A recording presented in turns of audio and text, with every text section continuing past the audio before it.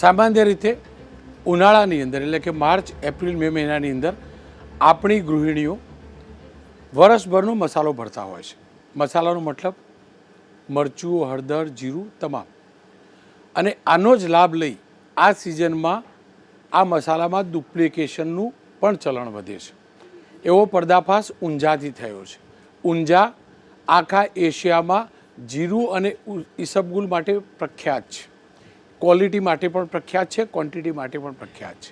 પરંતુ કેટલાક છેલ્લા સમયથી કેટલાક લોકો ભેળસેળનો વેપાર શરૂ કર્યો છે.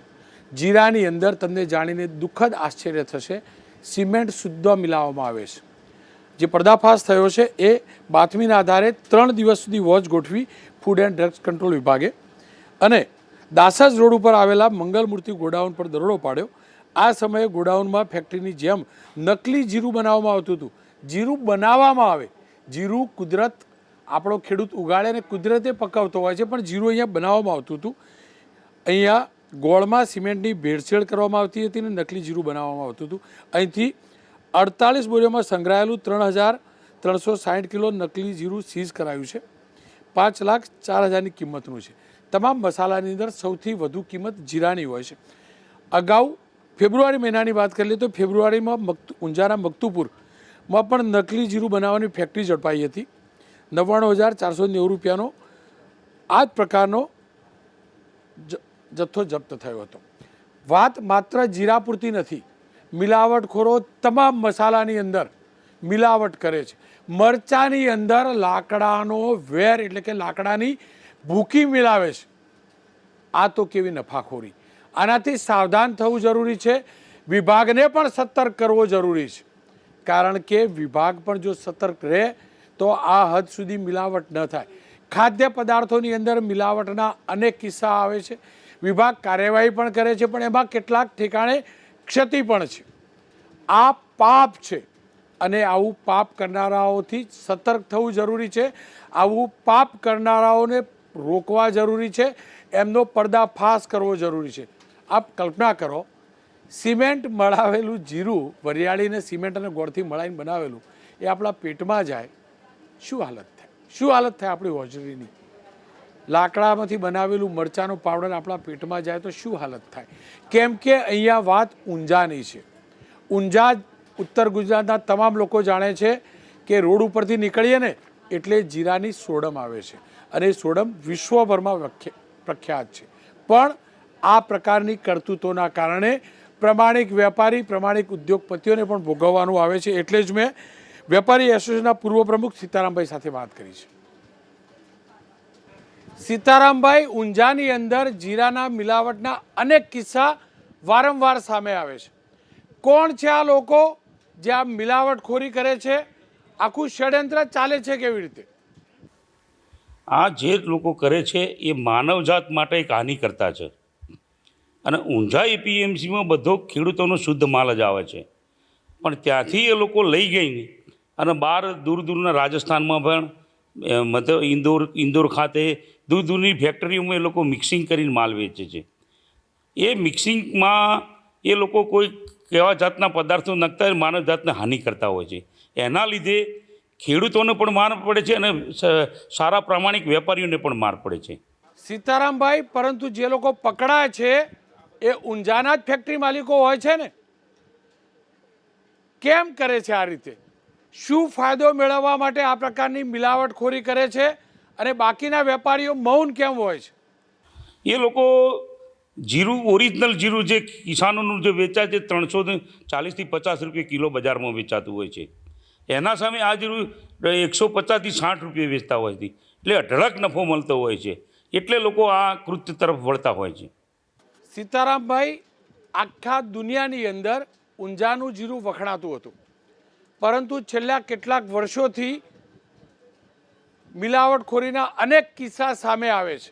અને હું એટલે જ જાણવા માગું છું, કોણ આ લોકો છે જે મિલાવટખોરીનું આખું ષડયંત્ર ચલાવે છે, નેટવર્ક ચલાવે છે? કેટલું મોટું છે આ લોકોનું નેટવર્ક?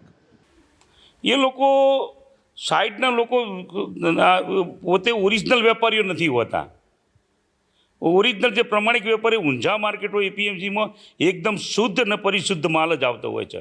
પણ એ લોકો માર્કેટમાંથી કોઈ પણ રીતે જીરું ખરીદીને પછી બહાર કોઈ ફેક્ટરીઓમાં, કોઈ રાજસ્થાનમાંથી, હમણાં રાજસ્થાનમાં પણ 2-3 ફેક્ટરીઓ પકડાઈ હતી, ઇન્દોરમાંથી પણ 2-3 ફેક્ટરીઓ પકડાઈ હતી. એ લોકો ત્યાં લઈ જઈને કોઈ વરિયાળીમાં કલર કરતા હોય છે, કોઈ જીરામાં કોઈ એવી મિક્સિંગ આઇટમો ભેરવતા હોય છે. એનાથી એ લોકો માનવજાતના હાનિ કરતા તો છે જ, પણ ખેડૂતોના પણ દુશ્મન છે. ખેડૂતોના ભાવ પણ મળતા નથી. પરંતુ જુઓ, કારખાના તો ઊંઝાના પકડાય છે ને, મિલાવટ તો ઊંઝા અને ઊંઝાની આસપાસના કારખાનાઓમાં થાય છે. આમાં સાહેબ આ ખાનગી લોકો કરતા હોય છે, પણ એ ગવર્મેન્ટને આમાં કેન્દ્ર સરકાર અને રાજ્ય સરકાર એ બેને કડક રહેવું જોઈએ ને એવા કાયદા બનાવવા જોઈએ કે એવા કાયદા એવા હોવા જોઈએ કે બિન જામીનપત્ર કાયદા હોવા જોઈએ. એમને જામીન મળવી જ ના જોઈએ. સીધો અંદર 6 મહિને કોર્ટમાં કેસ ચાલવો જોઈએ, કારણ કે આ માનવ જાતમાંથી હાનિ કરતા જ છે. શું જે લોકો એકવાર મિલાવટખોરીમાં પકડાય છે એ લોકો ફરીથી જામીન ઉપર છૂટી અથવા તો જે પણ કાયદાકીય મુશ્કેલીઓ હોય, કાયદાકીય છટકબારીઓ હોય એમાંથી છટકી ફરી એકવાર આ પ્રકારનો ધંધો શરૂ કરે છે? એ કંઈ સરકારની કેવી પોલિસી ખબર પડતી નથી. એક લેબોરેટરીમાં પાસ થાય, એક લેબોરેટરીમાં ફેલ જાય, એટલે આરામથી બધા છૂટી જાય છે અને આરામથી પાછા ફરી ધંધો કરવા માંડે છે. જુઓ, છેલ્લે નામ તો ઊંઝાના બજારનું જ ખરાબ થાય છે ને, તો તમે લોકો રજૂઆત કેમ નથી કરતા? કેમ સરકારમાં રજૂઆત નથી કરતા કે આ ધંધો બંધ કરાવડાવો મિલાવટખોરીનો? અમે સાહેબ ખૂબ રજૂઆત કરેલી. એના માટે એપીએમસીએ નારાયણ કાકાના ચેરમેન પદે ટાસ્ક ફોર્સ બનાવી હતી. વેપારીઓની 20, 25, 30 વેપારી બંધ કરવાની અમે કોશિશે કરી હતી, પણ એમાં અમે ફેલ ગયા. અમે એમાં ગમે એટલું મથીએ છીએ, પણ સરકારના કાયદા આગળ એ સરકારમાં જાય, તેઓ રિપોર્ટ સેમ્પલ કયું આવવાનું કયું લઈ જાય, બદલાઈ જાય, સેમ્પલ પાસ થઈ જાય. અને બીજું, વેપારીનો દુશ્મન બનવા માગતો નથી. તમારી બધી વાત સાચી, પરંતુ જ્યારે માણસના જીવનો સવાલ હોય, જીવને જોખમ હોય, ત્યારે તમારે લોકોએ પણ તો ખુલીને સામે આવવું જોઈએ ને, ખુલીને બોલવું જોઈએ કે આ વેપાર બંધ કરાવડાવો. ખોલીને બોલીએ છીએ, કાર્યવાહી થાય છે, પણ કાર્યવાહીથી કોઈ રિઝલ્ટ મળતું નથી. કોઈ રિઝલ્ટ નહીં, બધા જ છૂટી જાય છે ગુનેગારો. તો તમે એમ કહેવા માગો છો સરકારી વિભાગના જે અધિકારીઓ ફૂડ એન્ડ ડ્રગ્સના લોકો સેમ્પલ લઈ જાય છે એ લેબોરેટરીમાં ચેન્જ કરી દેવામાં આવે છે, એટલે જ આ લોકોને સજા નથી થતી અને ફરી એકવાર આ ધંધો ચાલુ કરી દે છે, એમ કહેવા માગો છો? એ કંઈ ખ્યાલ આવતો નથી કોણ બદલી કાઢે અને કોણ નહીં બદલી કાઢતું. પણ જ્યાં ફેક્ટરી પર રેડ પડી ત્યાં લોકો કે આ બનાવટી જીરું છે, આ બનાવટી વરિયાળી છે, પછી આગળ સેમ્પલિંગ થાય તો પછી એમાં નિર્દોષ બધા છૂટી જતા હોય છે. આ લોકો મિલાવે છે શું લાકડાનો વેર પણ મિલાવવામાં આવે છે, જીરું હોય કે મરચું? બધું જ મિલાવતા હોય, જે જીરા કલરનું આવતું હોય. જુઓ, કેમ કે આ મસાલા ભરવાની સિઝન છે, આ સંજોગોની અંદર જીરાની સાથે અન્ય મસાલાની અંદર કયા પ્રકારની મિલાવટ કરવામાં આવે છે? બીજા મસાલામાં જો ધાણામાં કલર થતો હોય છે, પછી મરચાંમાં ગડબડ કરતા હોય છે. કોઈ પણ ચીજ ખાવાની એવી કોઈ ચીજ નથી કે આ લોકો ગડબડ ના કરતા હોય. કારણ કે અઢળક નફો 2-3 ગણો નફો મળતો હોય એ આકર્ષાય. એમાં એક જ ગવર્મેન્ટને જ મજબૂત થવું પડશે અને એવા કાયદા ફૂડ એન્ડ ડ્રગ્સના કાયદા એવા કડક બનાવવા પડશે, તો જ માનવજાત બચાવી શકીશું અને ખેડૂતોનો ઉદ્ધાર કરી શકીશું. ખેર, ઊંઝાના કેસની અંદર શું કાર્યવાહી થશે હું નથી જાણતો. સેમ્પલ લેવાયા છે, સેમ્પલનું પરિણામ જે આવે, પણ જૂના દ્રશ્યો પણ આપણે જોયા, સિમેન્ટ અને માટી જે રીતે મિક્સ કરતા હોય પાવડાથી, એવી રીતે જીરા સાથે મિલાવટ થાય છે. તમામ પ્રકારના મસાલાની અંદર આ પ્રકારે મિલાવટ થાય છે. આ જોવાની જવાબદારી ફૂડ એન્ડ ડ્રગ્સ કંટ્રોલ વિભાગની છે. એટલે જ એસજી કોશિયા આ વિભાગના કમિશનર છે, તેમની સાથે મેં વાત કરી છે. કોશિયા સાહેબ, તમારા વિભાગે ઊંઝામાંથી જીરાની મિલાવટ તો પકડી, કેમ કે આ મસાલા ભરવાની સિઝન છે અને મેક્સિમમ મસાલાનું વેચાણ અત્યારે થાય છે. તમારા ધ્યાનમાં શું આવ્યું છે? કયા પ્રકારના મસાલાની અંદર કયા પ્રકારની મિલાવટ કરવામાં આવે છે? આજે ગુજરાતની વાત કરીએ તો ગુજરાત એક મસાલા અને ખાસ કરીને જીરાનો ઉત્પાદન માટે દુનિયાનું મોટામાં કેન્દ્ર છે, જે નોર્થ ગુજરાતમાં જીરામાં આખું ટ્રેડિંગ એનું થાય છે.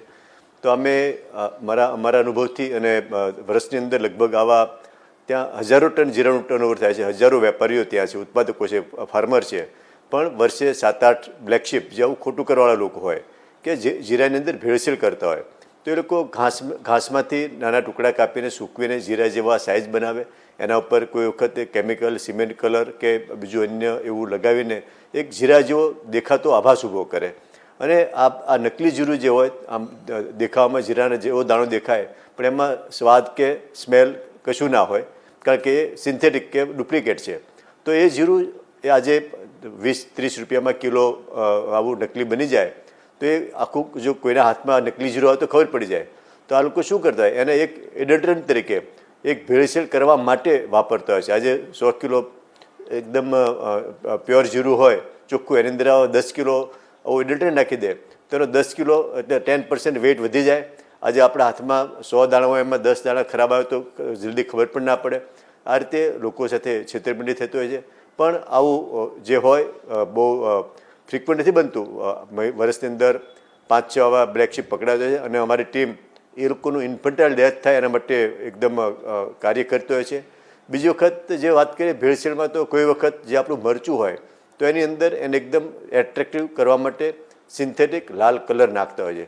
તો મરચાંની અંદર એડિબલ કલર હોય કે સિન્થેટિક કલર હોય એ નાખવા માટેની પ્રતિબદ્ધ છે, એ નાખી ન શકાય, પ્રતિબંધિત છે. અને કોઈ આવો કલર હોય, ઇવન એડિબલ કલર હોય એ પણ એની જે નિયમિત માત્રા કરતાં વધારે હોય તો પણ નુકસાન કરતો હોય છે.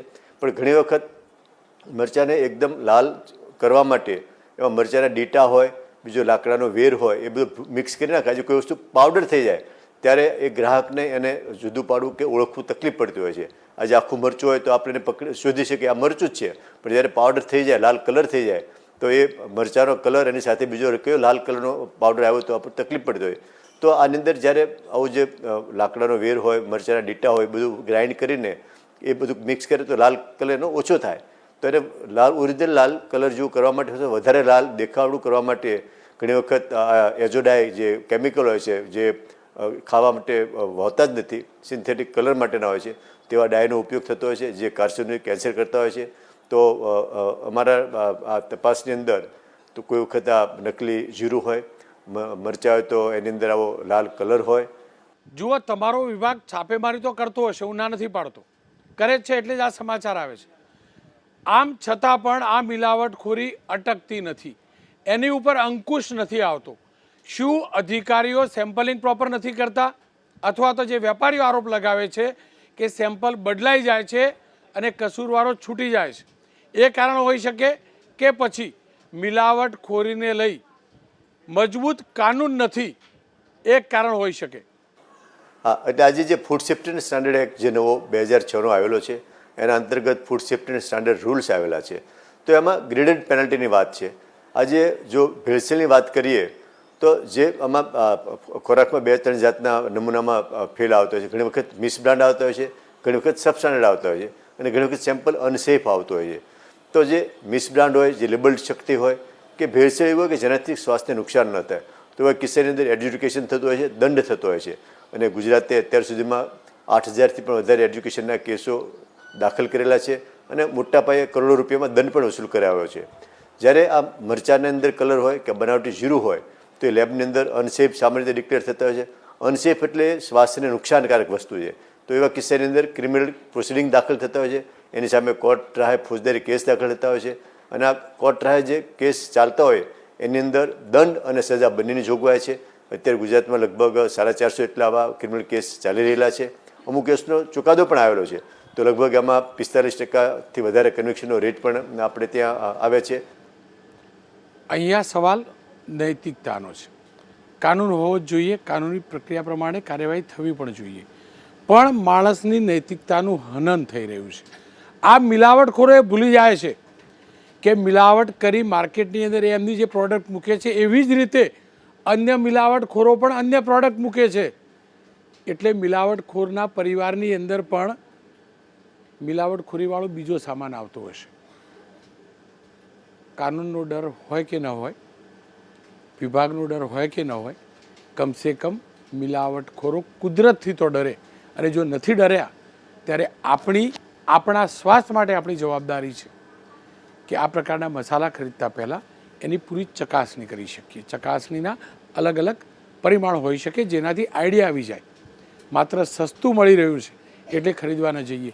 એક વિરામ લઈશું, વિરામ બાદ વાત કરીશું આપણા ખેડૂતના દર્દની અને વાત કરીશું ખેડૂતને સહાય ચૂકવવા માટે સરકાર શું વિચારી રહી છે.